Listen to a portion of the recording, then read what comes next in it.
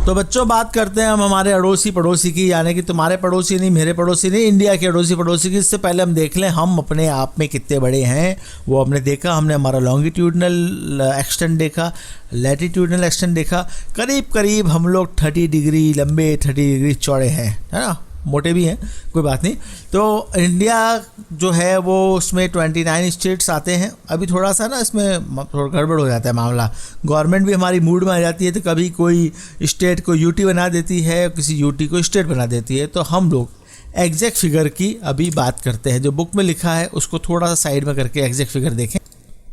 तो latest figure ये है भाई लोगों कि इंडिया में अब 29 नहीं 28 स्टेट्स हैं, और इंडिया में 7 नहीं 8 यूनियन टेरिटरीज़ हैं। हालांकि इसमें भी मेरे को थोड़ा कन्फ्यूज़न है, पर अभी जो गूगल पापा बता रहे हैं, क्योंकि बुक में लिखा हुआ है 7, और इंडिया में 2 नई यूनियन टेरिटरीज़ बनाई गई हैं, जो कि लद्दाख की है और एक जो है वो जम्मू एंड कश्मीर की है, और एक स्टेट इंडिया में कम किया गया है जो जम्मू एंड कश्मीर था।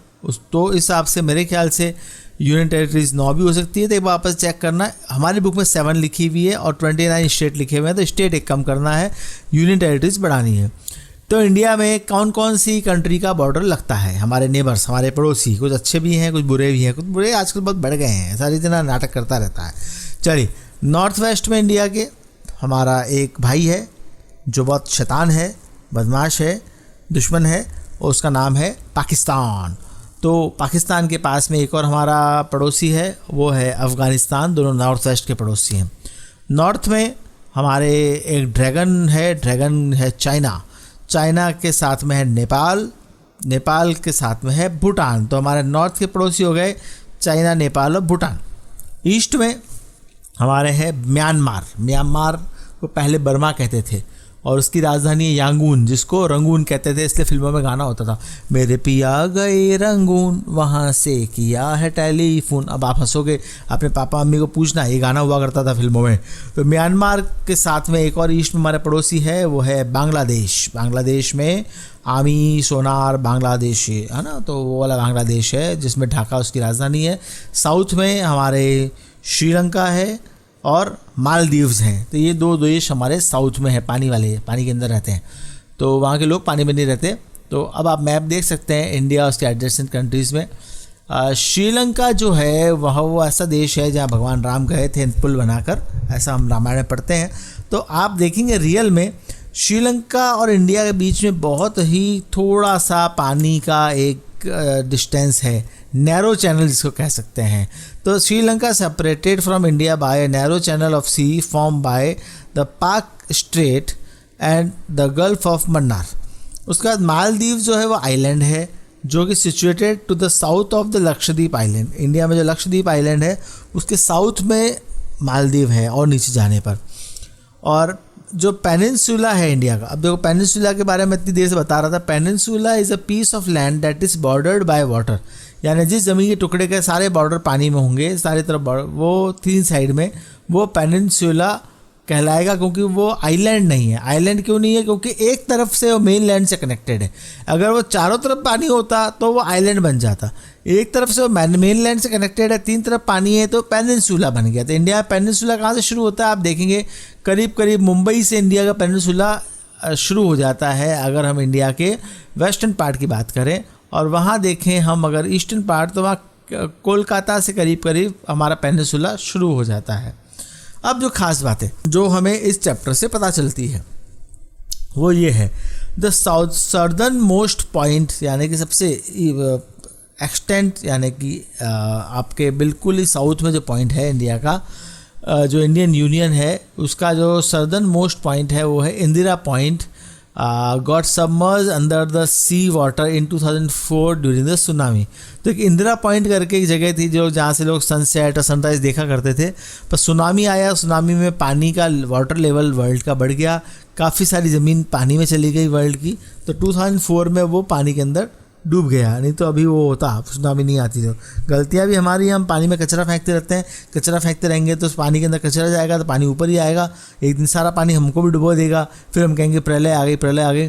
Since the opening of Suez canal in 1869, India's distance from Europe has been reduce by 7,000 kilometre. एक स्वेज कैनाल बनाई गई थी यूरोप में, तो इंडिया को यूरोप पहले जाने के लिए बस घूम के जाना पड़ता था, बस स्वेज कैनाल बनाने से उस कैनाल के अंदर से घुस के इंडिया चला जाता है यूरोप। तो 7,000 किलोमीटर कम घूम के जाना पड़ता था, इसीलिए तो कोलंबस भटक गया था। Before 1947 there were 2 types of states of India, the provinces and the princely state. तो हमको आज़ादी मिली उससे पहले अंग्रेज़ों ने 2 तरीके के स्टेट बना रखे थे। एक तो प्रोविंसेस यानी कि स्टेट्स जो कि ब्रिटिश गवर्नमेंट के अंडर में काम करते थे, जहाँ गवर्नमेंट बनाई जाती थी, चीफ मिनिस्टर बनाए जाते थे, और प्रिंसली यहाँ पे राजाओं का राज होता था।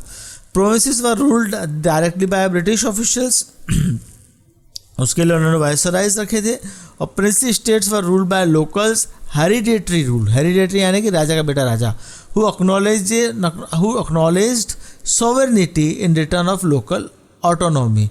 तो उन्होंने लोकल ऑटोनॉमी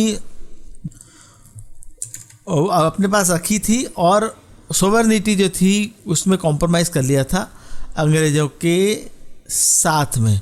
तो फिर अब हमको पता चली गया हम लोग रिच कमर्शियल और कल्चरल हेरिटेज वाले देश हैं, और है ना ओल्डेस्ट सिविलाइजेशन है एक हम लोग, और जो हमारे ओल्डेस्ट सिविलाइजेशन को इंडस वैली सिविलाइजेशन कहते हैं। इंडिया जो है वो उसका हमने सारे ही लैटिट्यूडनल और लॉन्गिट्यूडनल स्ट्रेच देख लिए, दोनों करीब 30 डिग्री के होते हैं। ट्रॉपिक ऑफ कैंसर जो है 23.30 डिग्री नॉर्थ लैटिट्यूड, वो इंडिया को काटता है, बीच में काटता है, मतलब सच में नहीं काटता, कटता हुआ निकलता है और इंडिया को 2 हाफ में बांटता है। और the total area of Indian land mass is 3.28 million square kilometre, यानी कि हम लोग दुनिया के 7वें सबसे बड़े देश हैं, और हम जो हैं वो 2.4% लैंड मास अपने पास में रखते हैं।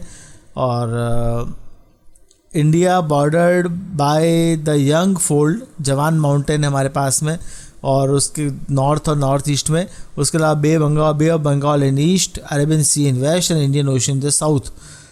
The tapered shape of southern India divides Indian Ocean into the Arabian Sea and Bay of Bengal। तो क्या होता है, इंडियन ओशन एक तरीके से 2 इसमें बढ़ जाता है, Arabian sea and bay of Bengal में, क्योंकि